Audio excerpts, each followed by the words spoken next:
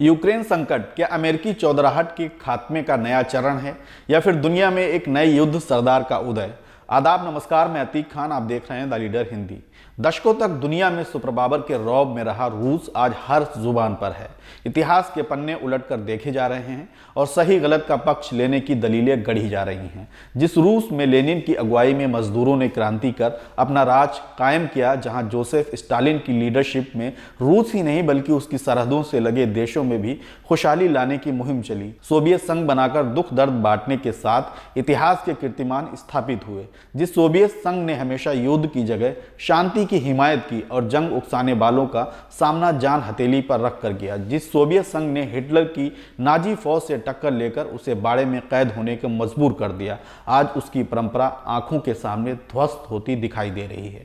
जब रूस की सत्ता परमाणु बम से यूक्रेन को तबाह करने की चेतावनी देती है। आज इस रूसी सत्ता का चेहरा व्लादिमीर पुतिन है, जिनके दादा स्पिरिडॉन पुतिन ताउम्र सोवियत सत्ता के वफादार रहे, जिन्होंने लेनिन और स्टालिन का खानसामा बने रहकर ही नहीं बल्कि 1965 में 86 साल की उम्र में देहांत होने से कुछ अरसे पहले तक सोवियत प्रतिष्ठान को सेवाएं दी, जिन्होंने अपनी आंखों से क्रांति होते देखी, मजदूर राज कायम होते देखा और दूसरे विश्व युद्ध में 2 करोड़ सोवियत जनता की कुर्बानी देखी। स्टालिन की मौत के बाद सोवियत संघ के शासक पथभ्रष्ट हो गए और उन्होंने सरकारी पूंजीवाद की राह पकड़ ली। पूंजीवादी दुनिया का चौधरी अमेरिका यही चाहता भी था, लेकिन मुश्किल इतनी भर नहीं थी। चौधराहट को चुनौती ना मिले। भ्रष्ट हो चुके सोवियत संघ, जिसमें रूसी हुक्मरानों की अहम भूमिका थी, उन्होंने अपने साथ रहे कमजोर देशों के संसाधनों का दोहन करना शुरू कर दिया, जिसमें वे कसमसाने लगे। इस बेचैनी को अमेरिका ने हवा दी और उथल पुथल का नया दौर शुरू हो गया। वह नौबत भी आ गई जब सोवियत संघ 1951 में बिखर गया। टूटे हुए देश हों या कमजोर हो चुका रूस, सभी पूंजीवादी रास्ते पर ही आगे बढ़े और अमेरिकी हुक्मरानों की हसरत पूरी हो गई। उसके बाद तो अमेरिका ने जो मर्जी आया वो किया। Afghanistan, Iraq, Syria, Yemen, Cuba, Latin अमेरिकी देशों, एशिया पैसिफिक के सैकड़ों तख्तापलट से लेकर युद्ध तक, हथियारों के प्रदर्शन से लेकर युद्ध के सामानों का व्यापार तक। इस दरमियान रूस चुपचाप अपनी ताकत इकट्ठी करता रहा। 1.5 दशक पहले जब रूस ने सबसे बड़ा नौसेना अभ्यास किया तो अमेरिका और उसके सहयोगियों की आंखें खुली। हालांकि फिक्रमंद तब भी नहीं हुए, क्योंकि उनका सिक्का चल रहा था। फिर उनका सिक्का एक खतरे में आ गया जब यूरोपीय यूनियन ने डॉलर के मुकाबले साझी मुद्रा यूरो बना दी। नई मुद्रा को चुनना सद्दाम हुसैन के लिए बहुत खराब साबित हुआ। अमेरिकी प्रकोप का एक कारण यह भी था जब इराक पर हमला किया गया, जिसके डर से बाकी तेल उत्पादक अरब देश डॉलर ही पकड़े रहे।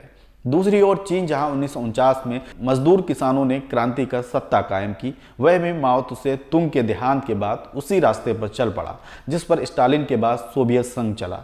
चीन के पास सबक था और उसने तकनीकी तरक्की और सधे हुए व्यापार से धीरे धीरे वह ताकत हासिल कर ली कि अमेरिका से सामना हो गया।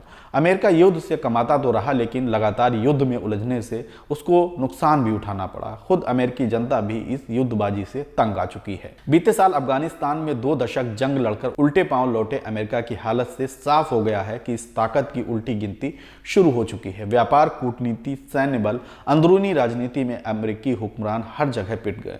यूक्रेन संकट पर अमेरिकी आवाज महाभारत के सिंहासन पर बैठे धृतराष्ट्र की तरह है, जो द्रौपदी के चीरहरण के वक्त सिर्फ इतना ही बीच बीच में कह पाए, क्या हो रहा है, यहाँ हो क्या रहा है, लेकिन कर कुछ नहीं सकते थे।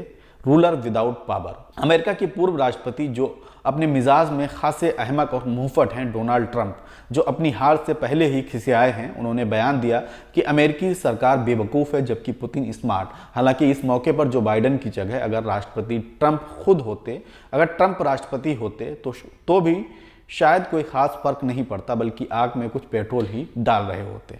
इस मामूली जानकारी के साथ कही जा रही बात के 2 नतीजे साफ हैं। एक, दुनिया के मौजूदा हालात में अमेरिकी शताब्दी का ख्वाब चकनाचूर हो चुका है और वह अब ऐसी ताकत नहीं बचा जो किसी देश की सुरक्षा को हथेली लगा सके। सच तो यह है कि ज़मीन से लेकर अंतरिक्ष तक उसको धकेलने वाली ताकतें काफ़ी मजबूत हो गई हैं। ऐसे में अमेरिका नादानी में कोई बड़ा नुकसान तो कर सकता है, लेकिन अभी उसे खुद के बचने के रास्ते ज़्यादा तलाशने हैं। दूसरी बात ये कि जो अमेरिका के खिलाफ ताकतें उभरी हैं, या अभी बात करें तो रूस का रौद्र रूप ये भी दुनिया के भले के लिए नहीं है, बल्कि एक युद्ध सरदार की जगह दूसरे युद्ध सरदार का ही उदय है। आम इंसान या इस धरती के लिए इनकी परमाणु बम से उड़ाने की धमकी ही नैतिकता का मानदंड है, जबकि उसे रोकने का नैतिक बल ना तो अमेरिका के पास है ना तो नाटो के पास, क्योंकि वह खुद 2 परमाणु बम फोड़ चुका है और दर्जनों बार पृथ्वी का विनाश करने का परमाणु बारूद उसके गोदामों में भरा है।